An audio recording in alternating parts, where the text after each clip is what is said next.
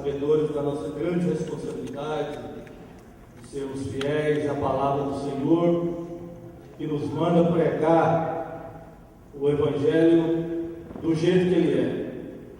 Naturalmente que o Evangelho, sendo palavra de Deus, é como espada. E uma espada, às vezes, quando corta, dói um tiquinho, não é? Mas cura. Nós queríamos pensar nessa noite sobre a seguinte ideia: Jesus Cristo, o médico que eu preciso. Vamos falar juntos? Jesus Cristo, o médico que eu preciso. Vamos abrir as nossas Bíblias no Evangelho escrito por Mateus, Evangelho de Jesus Cristo escrito por Mateus, no capítulo 9, de 9 a 13. Vamos ficar de pé um tiquinho, em reverência à palavra do Senhor. Evangelho de Mateus, escrito por Mateus, capítulo 9, de 9 a 13. Vamos fazer uma leitura alternada do texto. Eu leio o versículo, os irmãos e amigos leem o outro, até o 13. Mateus, que nesse texto, ele mesmo conta a sua própria experiência de conversão, de salvação. Ele foi transformado por Deus, tanto que se tornou um evangelista, um escritor de um dos livros da Bíblia. Você tem a sua Bíblia, eu tenho a minha, vamos ler. Jesus, passando adiante dali, viu assentado na alfândega um homem chamado Mateus e disse-lhe: segue-me. E ele, levantando-se, o seguiu.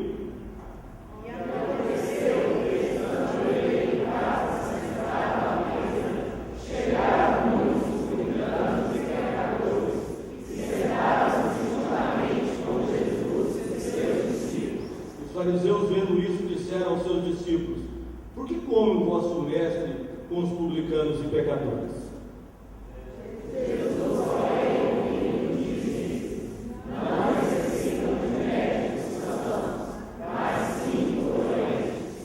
Ide, porém, aprendei o que significa misericórdia quero e não sacrifício, porque eu não vim chamar os justos, mas os pecadores ao arrependimento. Vamos repetir juntos agora o versículo 12. Mais uma vez, todos juntos, o versículo 12. Jesus, porém, ouvindo, disse-lhes: não necessitam de médicos os sãos, mas sim os doentes. Vamos orar mais uma vez? Conosco, Deus, nosso Pai, a sua palavra foi lida, e nesse instante nós precisamos da ajuda do Teu Espírito para compreendê-la, para tirar as lições que precisamos aprender nessa noite. Queremos ouvir a Tua voz, queremos aprender com o Teu Espírito, que é o nosso professor por excelência. Usa-nos conforme a Tua vontade e esteja trazendo edificação à Tua igreja e também salvação àqueles que precisam dela nessa noite. Confiadamente no sangue de Jesus nós oramos. Amém. Poder sentar. A Bíblia, nós sabemos, quem já leu a Bíblia, ensina de uma maneira bem clara, e isso mostra, desde o Gênesis ao Apocalipse, que todos os homens são pecadores. Todos pecaram. A partir de Adão e Eva, que desobedeceram a Deus, de lá para cá, todos nós desobedecemos a Deus. Nós não precisamos, colocando a nossa cabeça, a nossa memória para funcionar, nós não precisamos ir muito longe para cada um lembrar dos nossos pecados, não é? Os nossos pecados estão diante de nós lembramos com facilidade, nós somos pecadores. Mas a Bíblia diz que nem todos reconhecem que são pecadores. Todos são, de fato. Mas a história da humanidade é dividida em dois grupos. Um grupo que, ao encontrar o Evangelho, ao ouvir e serem confrontados com o Evangelho, eles dizem: é o retrato da minha vida. Eu sou isso. Eu sou um pecador. Eu sou um doente espiritual que preciso de médico. Há outro grupo que dizem: não, eu não me vejo nessa situação. Eu não sou perfeito, mas não sou pecador. Eu não acho que eu preciso de nenhum tratamento espiritual, de médico nenhum. Esse texto ele é emblemático. Ele é uma ilustração perfeita desses dois grupos. Um que olha para Jesus e diz: eu procurei por esse homem a vida inteira. E outros que, encontrando com ele, ou ouvindo dele, agem de modo indiferente. A grande questão que eu e você precisamos responder é: pecadores somos, mas que tipo de pecadores? Do tipo que reconhece que precisa de médico, que é pecador e doente, ou tipo de pecador duro de coração, que acha que não precisa de Deus e de ninguém? A humanidade se divide espiritualmente falando nesses dois grandes grupos. No texto que nós lemos, o versículo 9 vai dizer, conta a história do próprio Mateus. Jesus passando adiante, porque a Bíblia diz que Jesus, quando esteve aqui na terra, ele andou por toda parte fazendo bem, e ele não perdia tempo. E ele encontrou um homem trabalhando na alfândega, na coletoria, onde se arrecadava, e até hoje se arrecada os impostos. E ele viu ali sentado um homem chamado Mateus, não é? Que na língua nativa dos judeus é o mesmo Levi de Lucas 5:27. Mateus e Levi são as mesmas pessoas. Mateus é o nome romano de Levi, e ele trabalhava para o Império Romano arrecadando impostos, porque Israel nessa época estava sob o domínio romano. Então Mateus, ou Levi, era um funcionário do governo romano, arrecadando impostos. E é interessante que a Bíblia diz que Jesus chegou ali no trabalho dele e disse: segue-me, segue-me. E Levi o seguiu, deixou o que estava fazendo e começou a seguir Jesus. Isso acontece quando nós somos apresentados ao Evangelho e nós pensamos assim: poxa vida, é isso que eu procurei a vida inteira. Eu quero isso para mim. Aconteceu com você, não é? Já aconteceu com muitos aqui também. Aconteceu comigo. É isso que eu quero, é isso que eu procurei, é disso que eu, mais do que querer, é disso que eu preciso.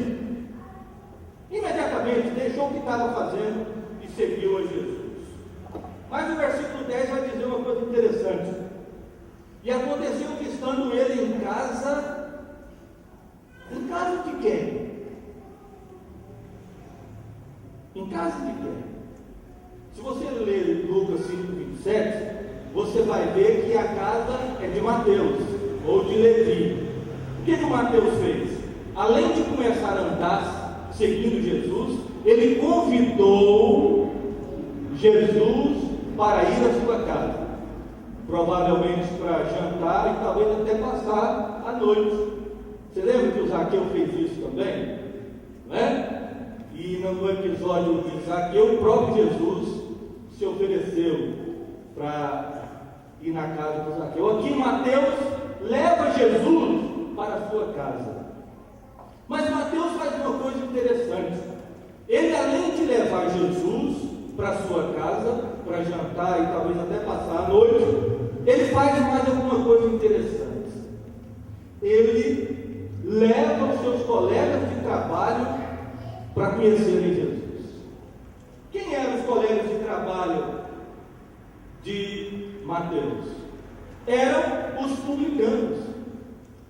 O publicano era aquele que arrecadava os impostos para o governo romano. A palavra publicano significa literalmente aquele que cuida da coisa pública, um agente público, um funcionário público, publicano. Então Mateus era publicano e ele tinha muitos colegas publicanos. E a Bíblia diz que ele convida os seus colegas de trabalho para conhecer Jesus. É isso que o crente normalmente faz. Quando ele encontra Jesus, ele quer que a sua família conheça Jesus, ele quer que seus colegas de trabalho conheçam Jesus, que os seus vizinhos conheçam Jesus. Ele falou: olha, eu vou fazer uma janta lá em casa hoje, e lá nós vamos ter um convidado especial. Eu encontrei com uma pessoa que é o meu Salvador, uma pessoa que tem revelado coisas extraordinárias ao meu coração, que tem mostrado o meu erro, o meu pecado. Esse homem não é um homem comum. Eu creio que ele é o Cristo, e eu quero que vocês estejam indo lá em casa hoje para jantar e conhecer. E eles então chegaram, foram todos jantar, e Mateus também convidou os outros amigos que ele tinha, que é conhecido aqui, chamado apenas de pecadores, publicanos e pecadores. O publicano tinha uma fama muito mal perante os judeus, porque eles eram, como ele arrecadava impostos para o Império Romano, ele era considerado pelo judeu como um traidor da pátria. E além disso, invariavelmente, o publicano era acusado de receber 50 de impostos e mandar 30 para o governo e guardar na poupança dele 20. Invariavelmente eles eram acusados disso. Eles desviavam parte dos impostos arrecadados. A gente vê isso muito claramente na experiência do Zaqueu. Zaqueu falou: depois que eu converteu, eu falei: rapaz, eu vou devolver o que eu peguei. Se acaso eu peguei alguma coisa, eu vou devolver. Não é? Ele reconheceu que ele tinha esse costume de fazer isso. Era um costume que as pessoas, não era regra, mas muitos dos publicanos faziam isso. A fama dos publicanos, então, era terrível perante a sociedade. E agora, na casa de Mateus, um publicano está jantando. Mateus, os seus colegas publicanos e um grupo de pecadores. Quem são esses pecadores? São pessoas que notoriamente naquela época levavam uma vida desregrada, uma vida devassa. Os colegas de Mateus eram pessoas, assim vamos dizer, barra pesada. Não eram a elite da sociedade. Mateus não tinha amigos na nata da sociedade, na elite da sociedade. Tinha não. Os amigos de Mateus eram barra pesada. Mas o que Jesus, o Filho de Deus, está fazendo num jantar onde só tem gente barra pesada? O texto diz: aconteceu que, estando ele em casa, sentado à mesa, chegaram muitos publicanos e pecadores e sentaram-se juntamente com quem? Com Jesus e seus discípulos. E Jesus foi sentado no meio de publicanos e pecadores. Você sabe o que Jesus estava fazendo ali? Ele mesmo já tinha dito: olha, eu vim para buscar e salvar o que está perdido. Eu vim buscar e salvar o que se havia perdido. O pior da sociedade.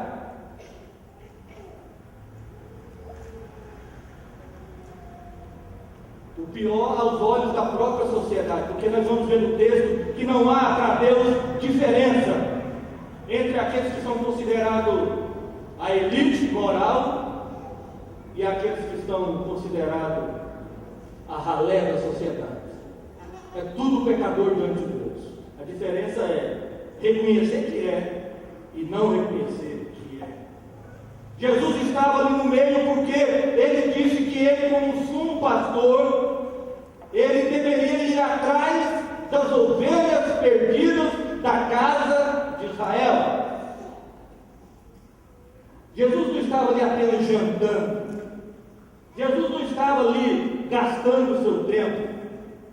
Ele estava ali para curar as doenças daquelas pessoas.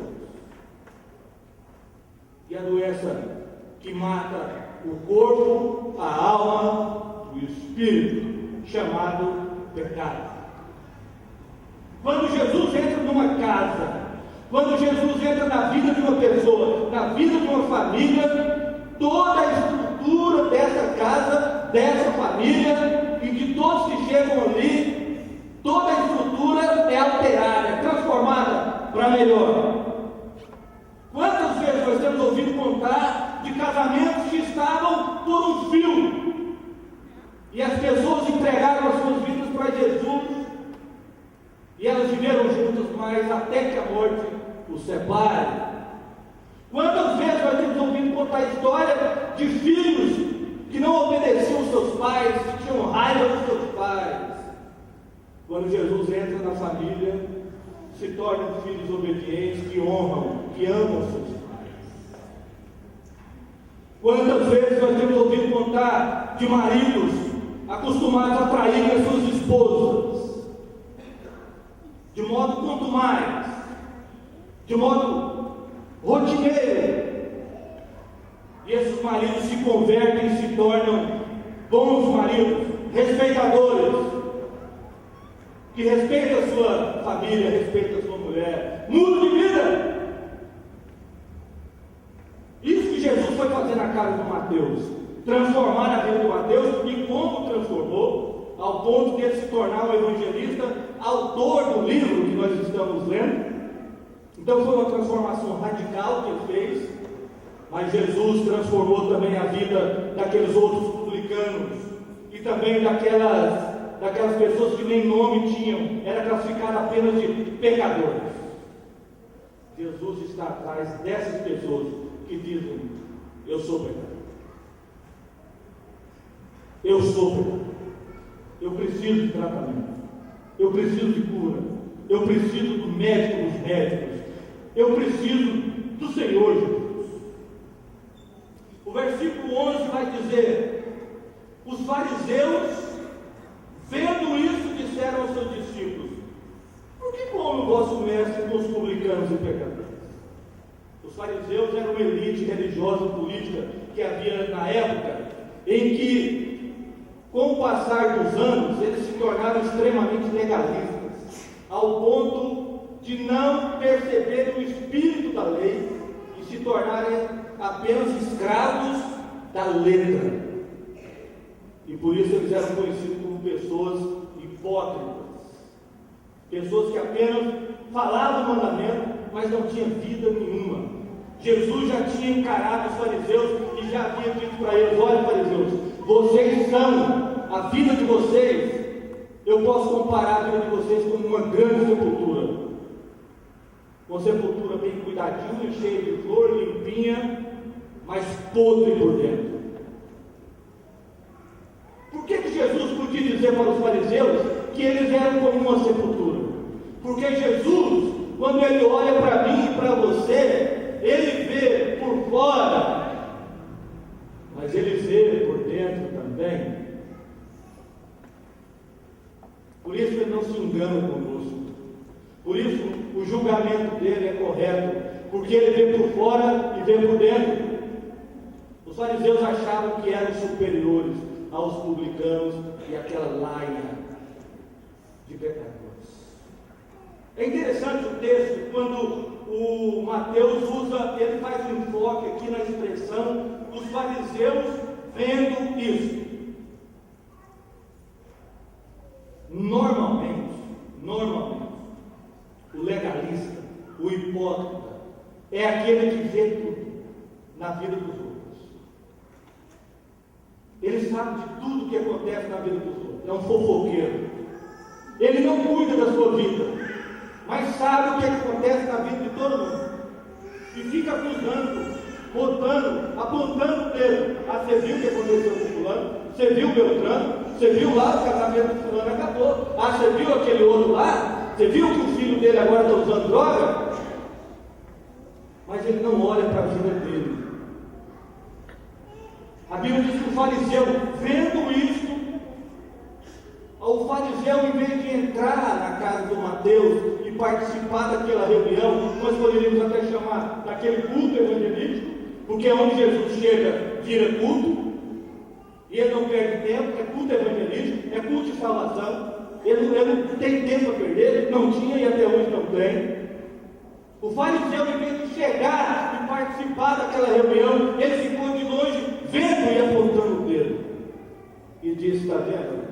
Se o seu mestre fosse alguma coisa, se ele fosse o Filho de Deus mesmo, ele jamais se sentaria com essa corja de publicanos e pecadores.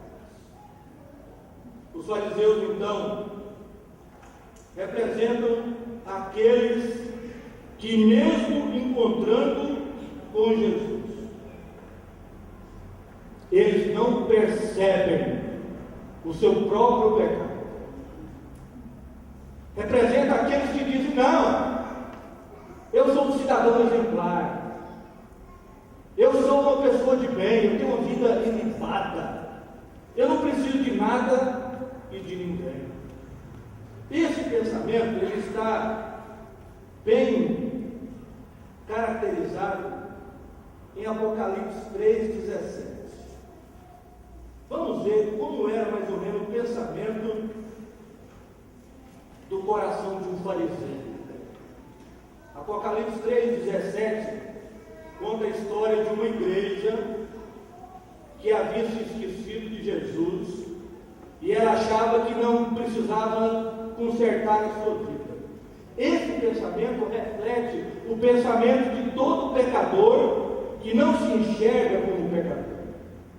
Olha como que a pessoa dessa maneira pensa: rico sou, estou enriquecido, de nada tenho falta, não preciso de nada e nem de ninguém, nem de Deus.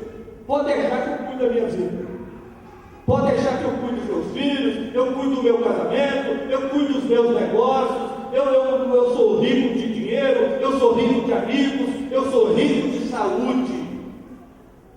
E Jesus diz: e não sabes que és um desgraçado, um miserável, e pobre, e cego, e nu. Palavras de Jesus. Se você pensar que foi o próprio Jesus que disse isso, e não sabes que és um desgraçado, um miserável, e pobre, e cego, e nu. Você sabe por que Jesus diz isso? Porque ele olha para as pessoas e vê lá dentro. Vê lá dentro. Ele não se enganava com os fariseus, como ele não se engana hoje com ninguém. Qualquer pecador hoje, qualquer pessoa que diz: olha, eu não tenho que me desculpar diante de Deus, eu não devo nada para Deus, eu não devo satisfação para Ele. É um pobre, um desgraçado, um miserável, um pobre, um cego, um nu. Mesmo que por fora seja uma pessoa importante, cheia de títulos, cheia de dinheiro, cheia de amigos, cheia de saúde, mas aos olhos de Deus não passa de um desgraçado, de um miserável, um pobre, um cego e nu. Você sabe por quê? Você sabe por quê? Porque Deus, Ele que conhece o passado, o presente e o futuro, Ele já assistiu no passado o meu velório e o seu. Sabia disso? Ué, mas como é que é isso, irmão? Deus que conhece o presente, o passado e o futuro, Ele já assistiu a minha morte e a sua. Para Ele, quando Ele olha para nós hoje aqui, todo mundo banhado, banho tomado, perfumado, dente escovado, pelo menos a maioria aí e tal, né? Perfuminho, limpinho, bem vestido, todo mundo bem vestido, Ele não se impressiona com isso. Ele já nos conhece debaixo da terra. Por isso que Ele diz que eu sou um pobre, um miserável, um cego, um nu. Porque quando eu e você partimos daqui, isso aqui vai para debaixo da terra e vai virar pó.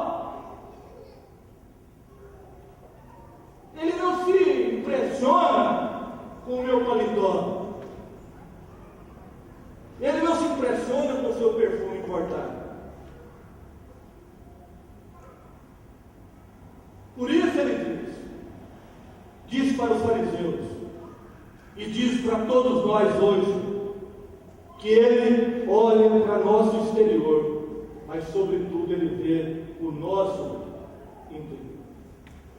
O versículo 12 diz: Jesus, porém, ouvindo, disse-lhes. Jesus escutou os fariseus conversando com os seus discípulos. Os fariseus disseram: o seu mestre aí, esse tal de Jesus aí, se fosse alguma coisa, ele saberia que os hóspedes de Mateus é tudo publicano e pecador. Se ele fosse Deus mesmo, ele não se aceitaria ali no meio, não. Aí a Bíblia diz que Jesus ouviu aquilo. Aí Jesus disse assim: não necessitam de médicos os sãos, mas sim os doentes. Quando Jesus usa a expressão são para se referir aos fariseus que não queriam médico, não queriam tratamento, Jesus, na verdade, aqui ele está sendo irônico. Ele está usando de ironia para com os fariseus. Está dizendo: vocês, fariseus, que são sãos, que não são doentes, vocês não precisam de mim. Eu estou atrás de quem precisa de mim.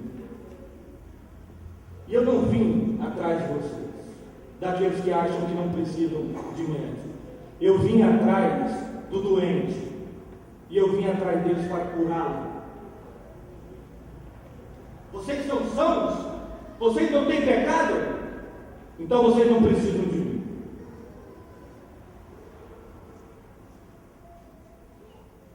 Jesus, em outras palavras, está dizendo: olha, quem acha que não tem pecado, não ouve a minha voz.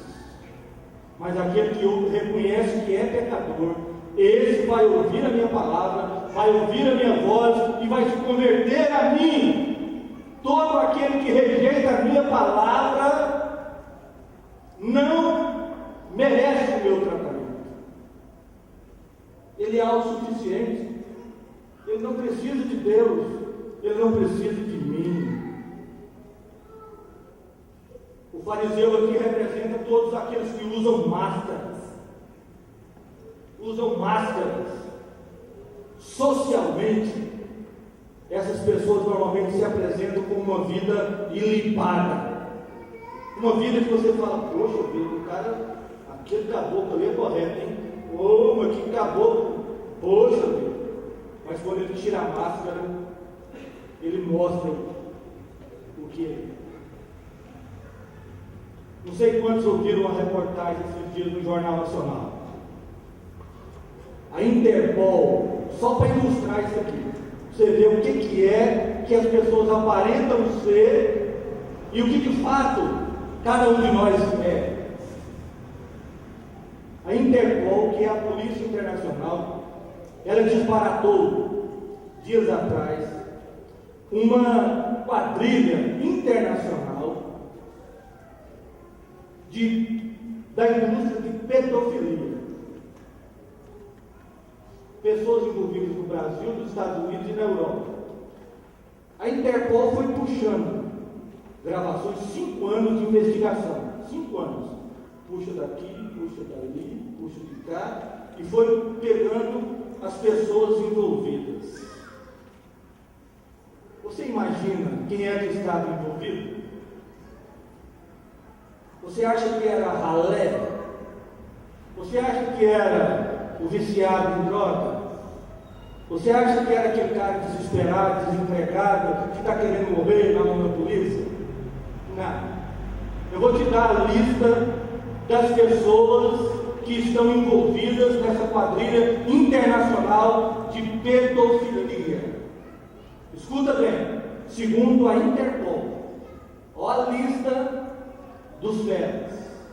Só gente que primeiro: desembargadores, que é maior do que um juiz, juízes, promotores, advogados, grandes empresários, professores, membros do conselho tutelar e alguns padres e pastores.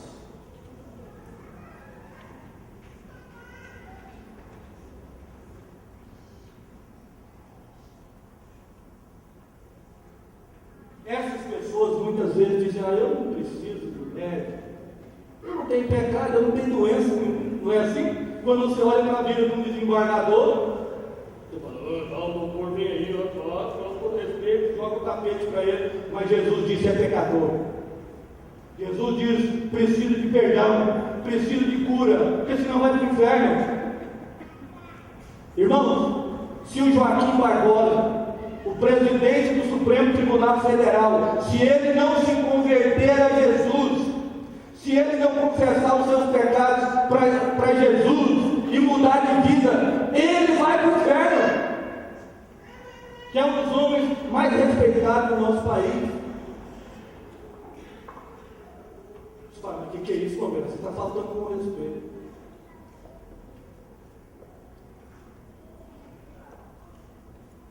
Não é nada disso.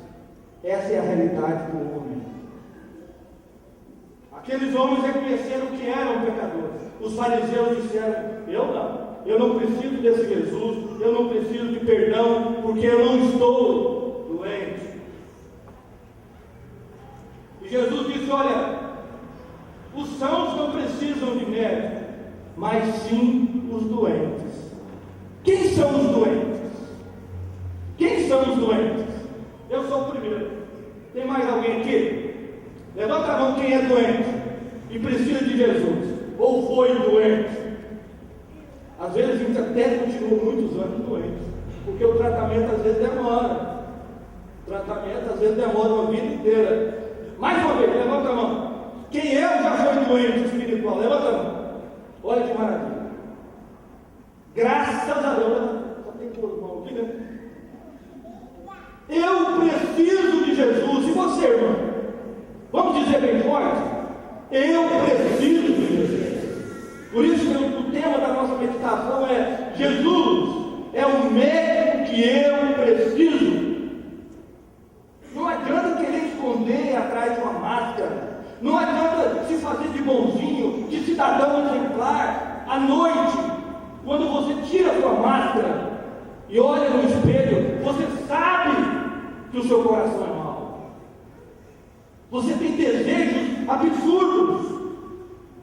E às vezes até pratica coisas que você pensa que ninguém sabe, mas Deus sabe. Por isso que Ele revela na sua palavra que todo homem é condenável diante de Deus. Todo homem é reprovável diante de Deus. Pega o homem mais correto na face da terra, ele é podre diante de Deus.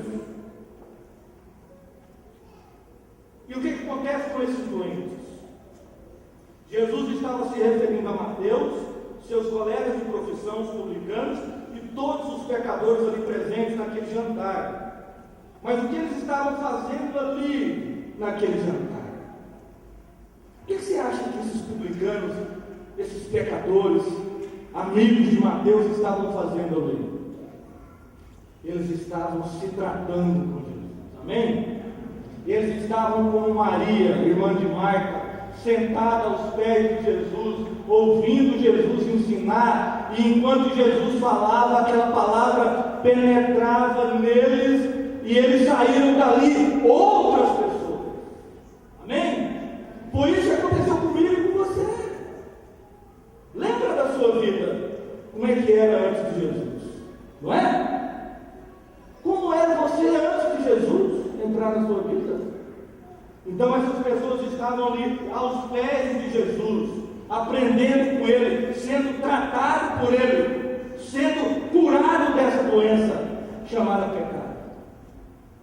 E um dos exemplos nós temos Mateus, que se tornou um evangelista, se tornou um autor dos livros da própria Bíblia, porque ele abriu a porta da sua casa, ele abriu a porta do seu coração e disse: Jesus, eu sou pecador.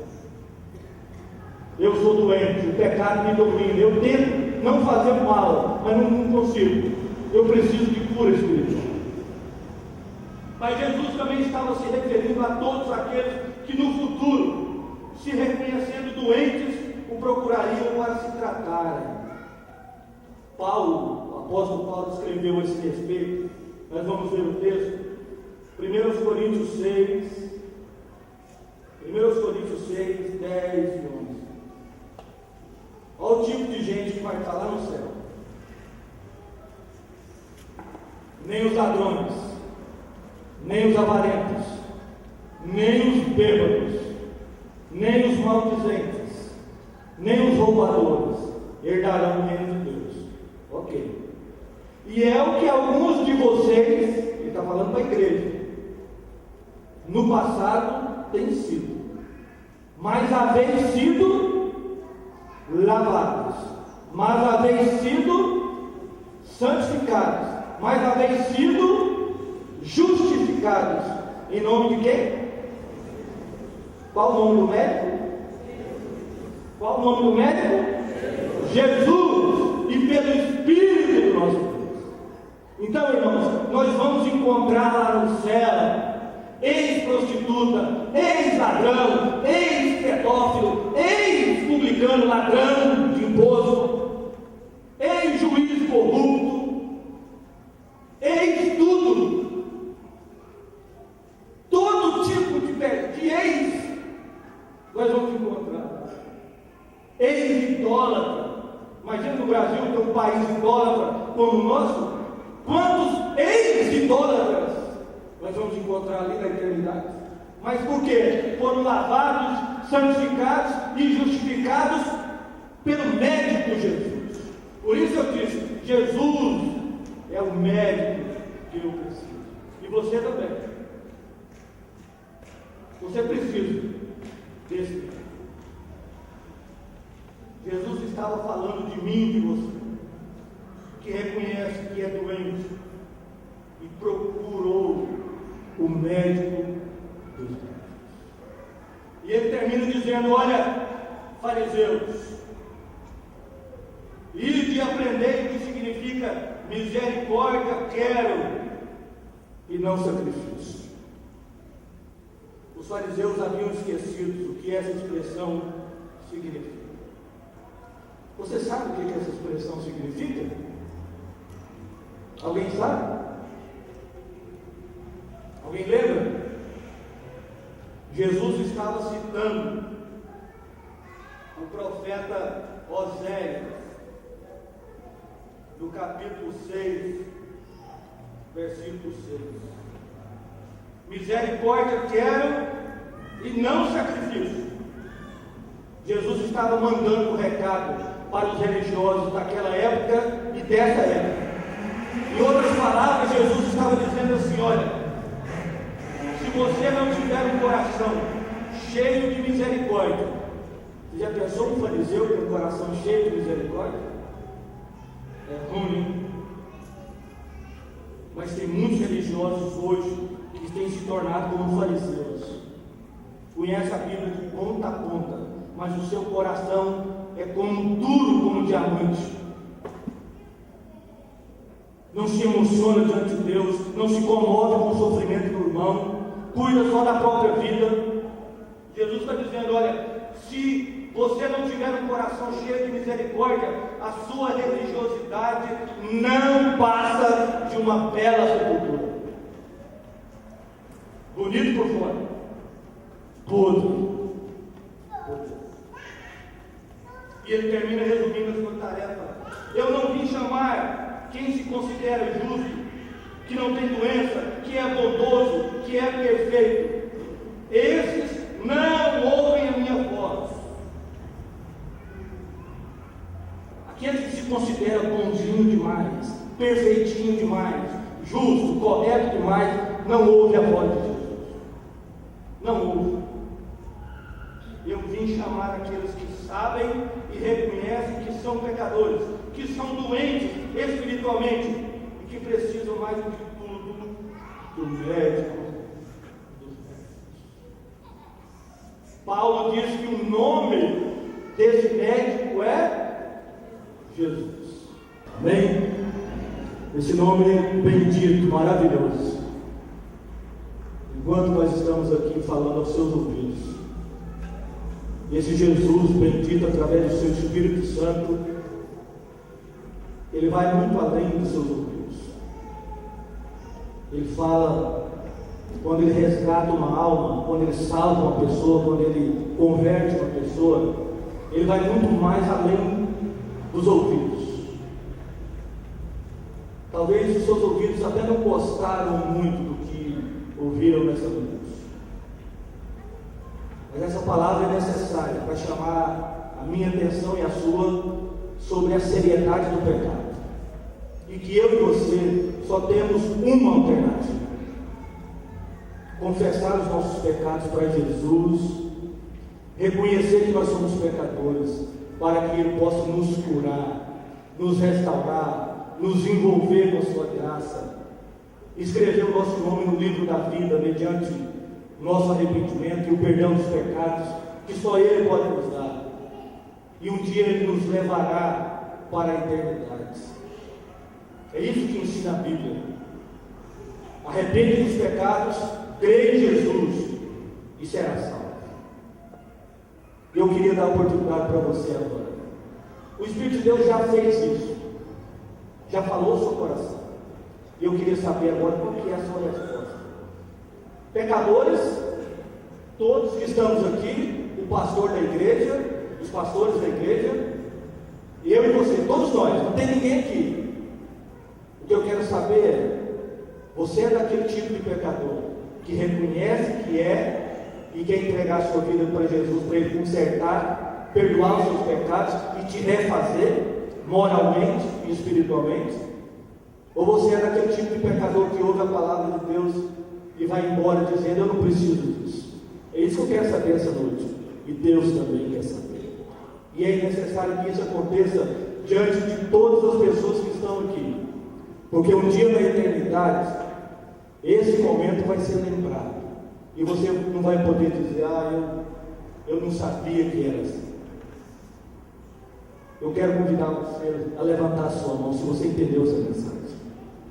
E se você entendeu, foi porque o Espírito de Deus falou ao seu coração.